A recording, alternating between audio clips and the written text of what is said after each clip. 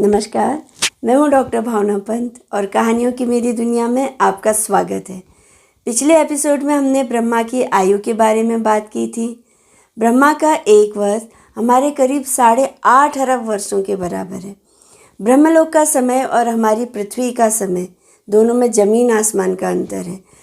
आजकल हॉलीवुड में ऐसी कई फिल्में आती हैं जिनमें टाइम की थ्योरी को आधार बनाकर नायक या खलनायक दूसरी दुनिया में चला जाता है। जैसे एवेंजर सीरीज को ही ले लीजिए।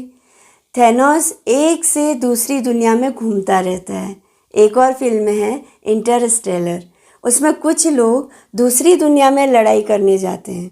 वहाँ वे लोग 9 साल लड़ते हैं, लेकिन वे 9 साल पृथ्वी के 63 वर्षों के बराबर है। पश्चिम के विज्ञान और कला जगत में यह विषय अब दिखाना शुरू हुआ है, लेकिन टाइम ट्रेवल के इस विषय पर महाभारत और पुराणों में कई कहानियां हजारों साल पहले से ही लिखी जा चुकी हैं। टाइम ट्रेवल की ऐसी ही हैरत अंगेज कहानी आज मैं आपको सुनाने वाली हूँ। ध्यान से सुनिए।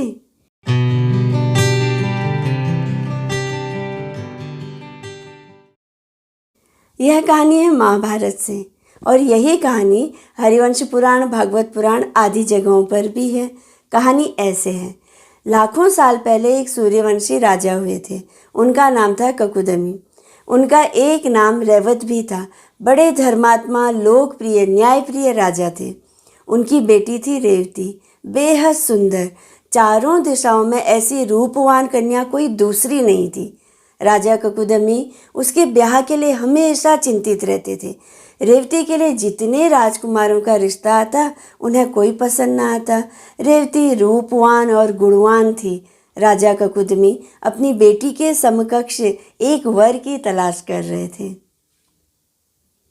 जब किसी भी तरह उनका कन्फ्यूजन नहीं मिटा तो उन्हें एक आइडिया आया कि ब्रह्मा जी ने पूरी सृष्टि की रचना की है। उन्हें एक एक मनुष्य के बारे में पता है, किसमें क्या कमी है, किसमें क्या गुण है। ये सब बातें वे अकेले ही जानते हैं। मैं अपनी बेटी की शादी किससे करूं, यह निर्णय लेने क्यों न मैं ब्रह्मा जी की सलाह ले लूं। मन में यह बात आते ही उन्होंने शादी के लिए योग्य उम्मीदवारों की एक सूची बनाई। अपनी बेटी रेवती को साथ लिया और पहुंच गए ब्रह्मलोक। जिस समय पहुंचे उस समय ब्रह्मा जी अपने कक्ष में बैठकर गंधर्वों से संगीत सुन रहे थे। उन्होंने ककुदमी से कहा, आओ बैठो, तुम लोग भी मेरे साथ संगीत का आनंद लो। यह सभा पूरी हो जाएगी, उसके बाद हम लोग बातचीत करेंगे। और वे सब लोग संगीत सुनने लगे। थोड़ी देर बाद संगीत का कार्यक्रम समाप्त हो गया तो ब्रह्मा जी ने पूछा, बताओ ककुदमी, कैसे आना हुआ। तब ककुदमी ने अपनी समस्या बता दी कि मुझे अपनी बेटी के लिए योग्य वर नहीं मिल रहा है। उम्मीदवारों की यह सूची लाया हूँ। इनमें से देखकर आप जिसका नाम सुझा देंगे मैं उससे अपनी पुत्री रेवती की शादी करा दूंगा। ब्रह्मा जी ने राजा की सूची देखी, राजा का चेहरा देखा और मुस्कुराते हुए कहने लगे, ककुदमी, इंतजार थोड़ा ज़्यादा हो गया। मेरे हिसाब से तो तुमने महज कुछ मिनटों का या समझ लो आधे पौने घंटे करीब इंतजार किया है, लेकिन इस आधे पौने घंटे में तो तुम्हारी पृथ्वी पर लाखों बरस बीत चुके हैं। देखो ककुदमी, हर दुनिया में समय अलग अलग गति से चलता है। मेरे यहाँ कुछ और गति है और तुम्हारी पृथ्वी पर कुछ और गति है। तुम मेरे यहाँ 10 मिनट बैठोगे, उतनी देर में पृथ्वी पर कई युग बीत चुके होंगे। अब तुम यहाँ आ तो गए हो, लेकिन जब लौटोगे तब तक लाखों बरस बीत चुके होंगे। लौट कर जाओगे तो पाओगे तुम्हारा अपना परिवार भी अब नहीं है, राजपाट भी नहीं है, कोई तुम्हें पहचानेगा नहीं, क्योंकि तुम लाखों साल बाद अपने राज्य में पहुंचोगे।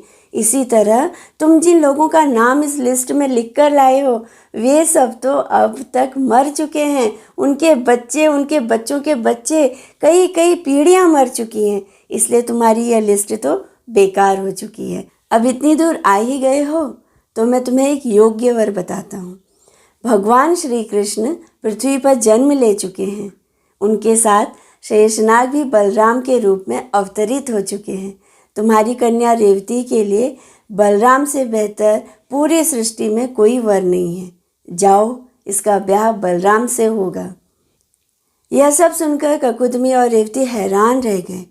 वो फटाफट पृथ्वी पर पहुँचे।